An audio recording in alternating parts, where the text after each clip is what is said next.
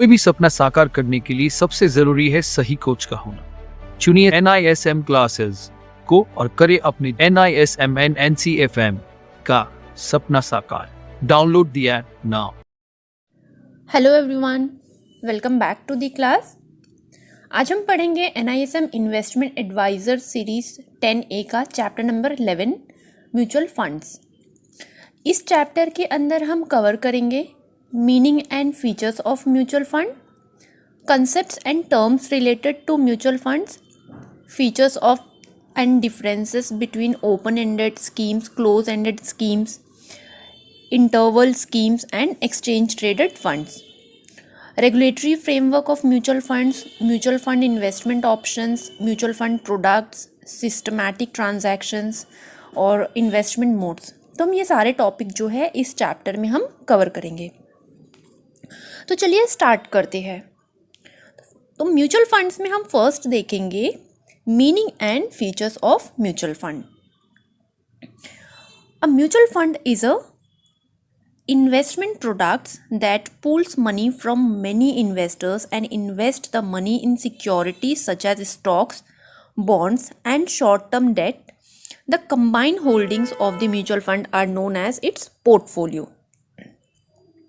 Mutual fund की meaning ये है कि म्यूचुअल फंड एक इन्वेस्टमेंट प्रोडक्ट है जो कई इन्वेस्टर्स से मनी पूल करता है और स्टॉक्स, बॉन्ड्स और शॉर्ट टर्म डेट जैसी सिक्योरिटीज़ में पैसे इन्वेस्ट करता है।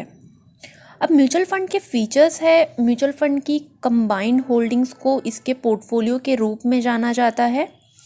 इन्वेस्टर्स म्यूचुअल फंड में शेयर्स खरीदते हैं। इस तरह के इन्वेस्टमेंट के कुछ advanced portfolio management, dividend, reinvestment, risk reduction, convenience जैसे सुविधा और फेयर प्राइसिंग ये सभी जो है शामिल है। तो ये होता है meaning and features of mutual fund. इसके बाद हम देखेंगे concepts and terms related to mutual funds. इसमें फर्स्ट है इन्वेस्टमेंट ऑब्जेक्टिव्स। म्यूचुअल फंड का इन्वेस्टमेंट ऑब्जेक्टिव्स कैसा है? Mutual funds that have a growth investment objective provide investors with a good hedge against inflation and primarily invest in common stock and sometimes preferred shares. Mutual fund जिसका growth investment objective है, investors को inflation के against एक अच्छा hedge provide करता है और primary रूप से कॉमन स्टॉक्स और कभी कभी प्रिफर्ड यानी पसंदीदा शेयर्स में इन्वेस्ट करते हैं। इसे आमतौर पर इक्विटी फंड के रूप में जाना जाता है। तो ये होता है इन्वेस्टमेंट ऑब्जेक्टिव्स। इसके बाद सेकंड है units. Mutual fund units represent your share holdings in a particular schemes. As an investor, when you invest in any mutual fund, you are allotted units as per the fund's current net asset value. तो mutual fund units किसी particular scheme में आपकी share holding को represent करती है। एक investor के रूप में जब आप किसी म्यूचुअल फंड में इन्वेस्ट करते हैं तो आपको फंड की करंट नेट एसेट वैल्यू यानी कि NAV के अकॉर्डिंग यूनिट्स जो है अलॉट किया जाता है। इसके बाद थर्ड है नेट एसेट वैल्यू। तो नेट एसेट वैल्यू क्या होता है? The performance of a particular scheme of a mutual fund is denoted by net asset value.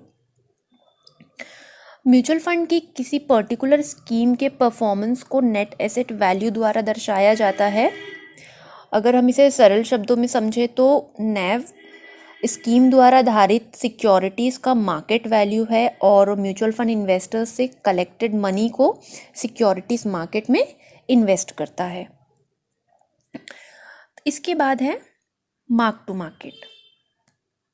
Mark to market is the process where the portfolio of a mutual fund scheme is valued based on the current market prices of securities that are part of the scheme's portfolio.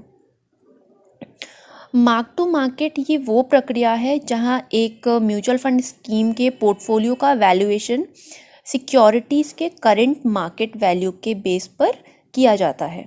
जो कि scheme के portfolio का part होता है। तो ये था हमारा concepts and terms related to mutual funds.